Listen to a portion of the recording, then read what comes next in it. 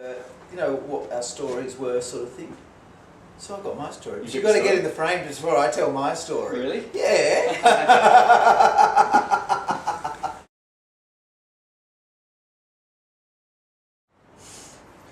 So why, Peter? Well, I was actually thinking about it the other day after we had that. And for me, I just remember, I sort of went from law and humanities to social work to osteopathy. The autonomy of working for myself really appealed to me after spending time as a legal clerk. And You were a legal clerk. I I was was going to gonna say the same I thing. worked in and the other area I was sort of interested in was social work. So I quit uni, I kept working, and I enrolled to do social work. Yeah. And then I decided I'd spend some time, I deferred the studies. I didn't want to go back to study straight away. I deferred it for a year, and I spent 18 months doing volunteer welfare work, only to realise how frustrated I would get working with unmotivated people. At the same time, as I did that, I met this incredible eclectic group of people and got introduced to what back then was the alternate therapies.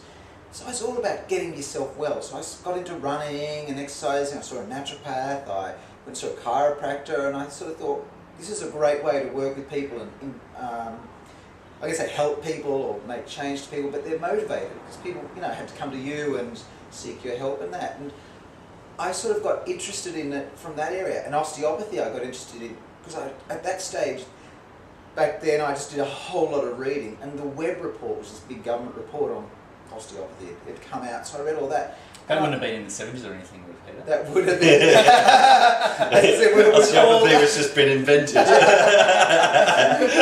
You are, I mean this and with no disrespect, but you are the most experienced. You've been in it for the longest. Yeah, it's like the oldest. Oh, you are. I didn't say that. But it was back in the early 80s at that point. No, late 70s, early 80s. And one of the things that appealed to me about osteopathy when I was looking at what area do you think I'd like to work in, and this appealed to me, was that holism.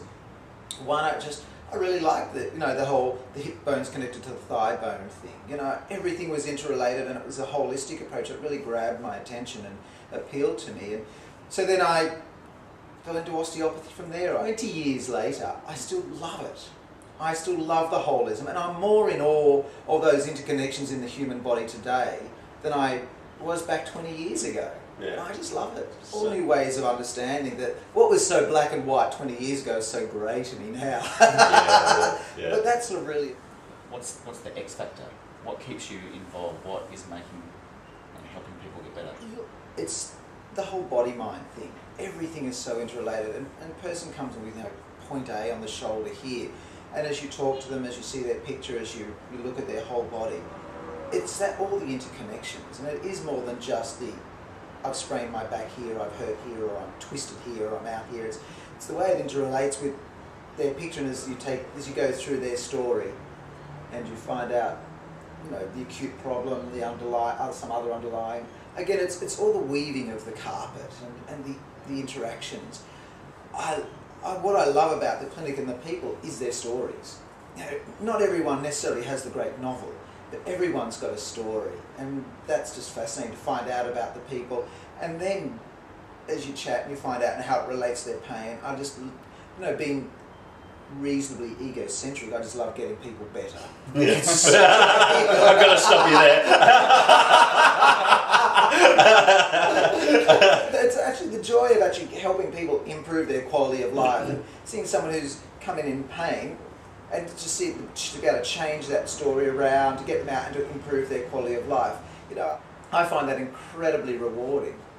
And I love that. And They come in with a disc disruption. They come in with, an elbow trauma. I actually always seem to start with that very physical point. I don't come in and look at them in that what's going on behind the scenes to cause that first. I look at the physical, and then I'm going to say that really pithy phrase, take off the layers of the onion thing, and then I seem to find I depth those chronic patterns and other behaviour styles and other broader things as I take off the layers.